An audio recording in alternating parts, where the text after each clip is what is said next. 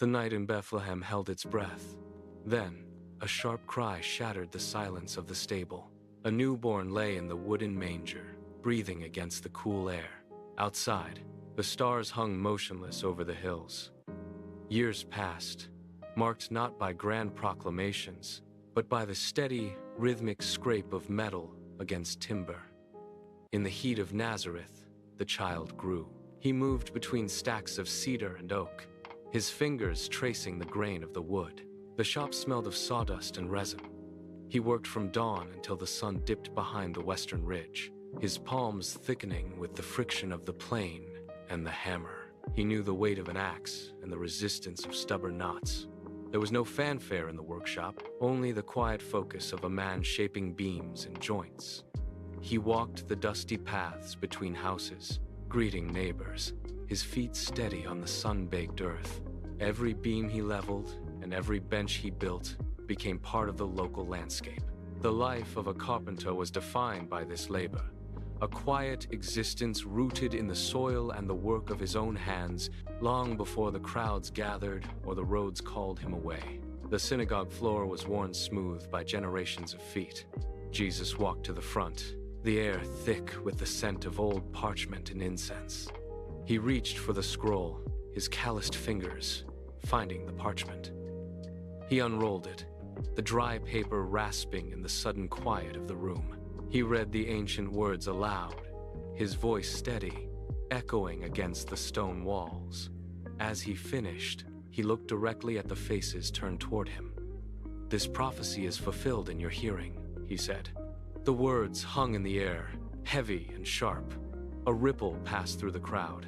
Those who had spent their lives waiting for a sign stepped forward, their eyes fixed on him, hope dawning in their expressions. They pressed closer, desperate for the promise of change. But at the back of the room, the authorities shifted. They exchanged sharp, sidelong glances, their brows furrowing with calculation.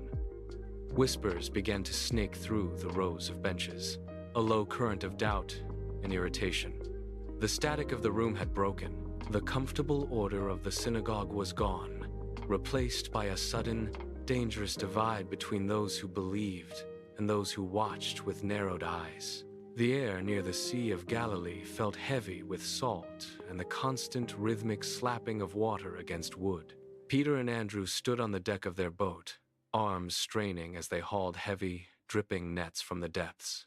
The ropes bit into their palms, leaving raw red lines across their skin. They were mid-motion, muscles coiled to heave the catch onto the planks, when a shadow fell across the bow. Jesus stood on the shore, the lake water swirling around his ankles. He looked at them, his eyes calm against the chaotic motion of the waves. "Follow me," he said. The command was simple, yet it cut through the noise of the wind and the creaking timber. Peter froze, his grip loosening on the knotted cord. Andrew stopped mid-pull, the net sagging back toward the surface. The routine of their lives, the only work they had ever known, suddenly seemed to lose its gravity. They stood for a heartbeat, looking at the man on the shore, then at the wealth of fish thrashing in the mesh. With a sharp, decisive movement, they dropped the ropes.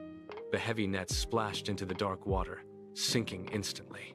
Without a backward glance at the boat or the day's earnings, they stepped onto the sand and began to walk toward him. The crowd parted like a riverbed, leaving a hollow space around a man whose skin was scarred and pale. He stood at the very edge of the path, eyes cast downward, his presence marked by the dry, flaking texture of his hands. Jesus stopped. He did not recoil or keep his distance as the law dictated. He reached out, his fingers pressing firmly against the man's shoulder. The air seemed to hold its breath under his touch. The gray, dead skin began to flush with color, smoothing into the vibrant tone of health. The man let out a ragged, shaking gasp, his shoulders dropping as the weight of his isolation evaporated. He stared at his own hands, then at Jesus, and began to weep. Leaving the man behind, Jesus moved into the bustling heart of the marketplace. He spotted Matthew sitting at his toll table, surrounded by stacks of coins and ledgers. Without hesitation, Jesus walked up and sat down at the table. He took bread, sharing the meal in plain sight of the street. Nearby, the Pharisees lingered, their faces hardening into masks of sharp disapproval. They watched the shared food, their fingers gripping their staffs until the wood groaned. Jesus ignored their glares, his attention focused entirely on the collector, effectively tearing down the walls that kept the righteous from the broken.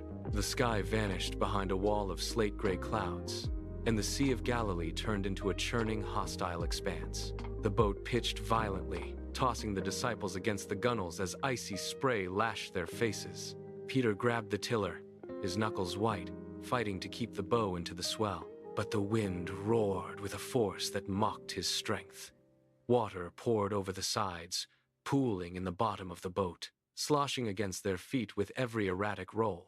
They scrambled to secure the rigging, but the ropes whipped in the gale, snapping like lashes. Thunder shook the very air, drowning out their shouts. Jesus lay in the stern, head resting on a wooden cushion, completely still amidst the chaos. The disciples crawled toward him, clutching the mast, and shook him awake. He stood. His movement was deliberate, unaffected by the frantic tilting of the floorboards. He walked to the edge of the vessel, looked out into the dark, swirling vortex, and raised a hand. "Be still," he commanded. The word was not a shout. It was a weight that dropped into the center of the storm. The wind died instantly. The waves, which had been mountains of water a second before, flattened into a surface as smooth and reflective as a polished mirror. The only sound left was the dripping of water from the sails. The room was dim, lit only by a single clay lamp that flickered against the stone walls. Jesus stood, moving with a quiet purpose that drew every eye in the small assembly. He set aside his outer mantle, wrapped a linen cloth around his waist, and poured water from a heavy pitcher into a basin. The sound of the splashing water was the only noise in the room. He knelt, his knees pressing into the hard floor. He reached for Peter, who pulled back, his face a mask of confusion and protest. Jesus did not argue. He simply gripped the man's ankle, his touch firm and steady, and guided the foot into the cool water. He began to wash, his fingers working carefully between the toes, scrubbing away the layers of road dust and dried mud from the long journey. The water turned dark with the sediment of their travel. One by one, he moved from man to man, his focus never wavering. He dried each foot with the linen cloth, the fabric rough against the skin. When he reached the last man, the silence in the room had deepened into something heavy and profound. He stood up, the basin still sitting on the floor, and looked at them. The hierarchy of their world had been dismantled in the span of a few quiet minutes. The olive grove was suffocatingly still. Jesus moved away from the circle of his companions, his footsteps muffled by the thick layer of dry leaves and tangled roots. He reached a gnarled trunk and collapsed, his knees sinking into the hard, packed earth. The weight of what lay ahead pressed into his chest. He gripped the rough bark, his knuckles turning white, and bowed his head. His breath came in shallow, jagged gasps. He pressed his face into his palms, pleading for another path. His physical exertion so absolute that sweat beaded on his forehead and rolled down his skin in heavy, dark droplets. Silence reigned, until it was fractured by the rhythmic clatter of metal on stone. A low murmur of voices echoed against the distant hills. Then, flickers of orange light began to dance between the trees, growing brighter as the shadows lengthened and warped. Jesus pushed himself upright, his muscles trembling with the effort of standing. He wiped his face, his gaze fixed on the approaching glow. The snap of dry twigs under heavy boots signaled the end of his solitude. He stepped out from behind the tree, his movements steady. As the first torchlight flared against the silver-green leaves, the soldiers had arrived. The hammers struck in a rhythmic, jarring cadence that cut through the wind. Each impact vibrated against the wood, a dull thud that silenced the hillside. Jesus did not pull away. He braced his weight, his muscles straining against the restraint. Above, the sun began to fail. The light did not fade gradually. It seemed to be pulled from the sky, leaving a bruising, ink-black void that swallowed the horizon. A sudden, biting chill swept over the hill, causing the guards to pull their torches close. Jesus tilted his head. His breathing was ragged, shallow gasps that rattled in his throat. He looked down at the soldiers gathered below, their faces obscured by shadow and flickering light. He spoke, his voice cracked but steady against the rising wind. "Father, forgive them." The words hung in the cold air, devoid of anger or plea. He shifted his weight one last time, the wood groaning under the strain. The sky remained dark. He drew a final, deep breath, his body sagging against the cross. Then, he bowed his head. The movement was slow, deliberate, and final.